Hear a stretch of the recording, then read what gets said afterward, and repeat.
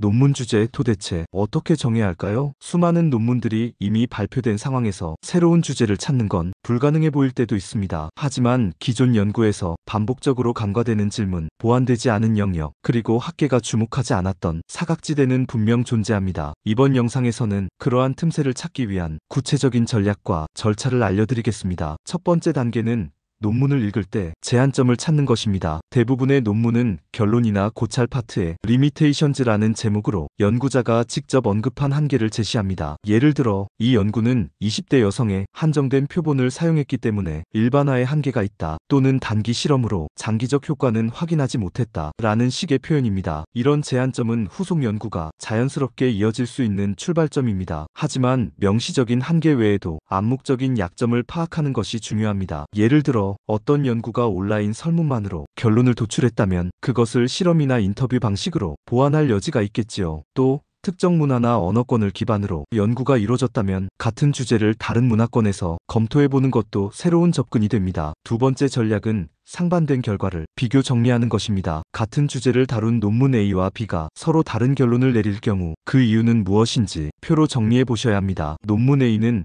성인 200명을 대상으로 한 실험이고 논문 B는 청소년 50명을 대상으로 한 설문이었다면 연령대나 방법론의 차이가 결과에 영향을 줬을 가능성이 있습니다. 이처럼 상충된 결과 사이에 연결고리를 탐구하는 것이 바로 연구의 틈새를 발견하는 핵심입니다. 세 번째는 최신 리뷰 논문과 메타 분석 활용입니다. 최근 3년 내 발표된 리뷰 논문은 해당 분야의 핵심 주제와 남은 연구 과제를 정리해줍니다. 특히 메타 분석 논문에서 추가 연구 필요라고 제시된 부분은 체계적으로 정리된 연구 공백이라고 보시면 됩니다. 이런 논문은 구글 스칼라 등의 학술 검색 사이트에서 시스터매틱 리뷰 또는 메타 어널리시스 키워드로 쉽게 검색할 수 있습니다. 네 번째는 연구자 커뮤니티와 실무 현장에서의 질문을 활용하는 것입니다. 리서치 게이트, 레딧의 학술 포럼 등에서 How to explain 등의 문장을 자주 접하실 수 있습니다. 이 중 다수가 논문으로는 다루지 않은 실전 문제일 수 있습니다. 또한 정부 정책 보고서나 업계 백서에서 언급된 기술적 문제나 윤리적 쟁점들도 학문적으로 분석될 가치가 있습니다. 예를 들어 AI가 생성한 콘텐츠의 저작권은 누구에게 있는가? 와 같은 질문은 아직 학계에서도 명확히 정리되지 않은 주제입니다. 다섯 번째 전략은 기존 연구 방법 자체를 비판적으로 검토하는 것입니다. 예를 들어 기존 논문들이 모두 양적 설문에 의존하고 있다면 같은 주제를 질적 인터뷰로 접근해도 연구의 기여도가 높아질 수 있습니다. 혹은 반대로 기존의 질적 연구를 통계적 모델링으로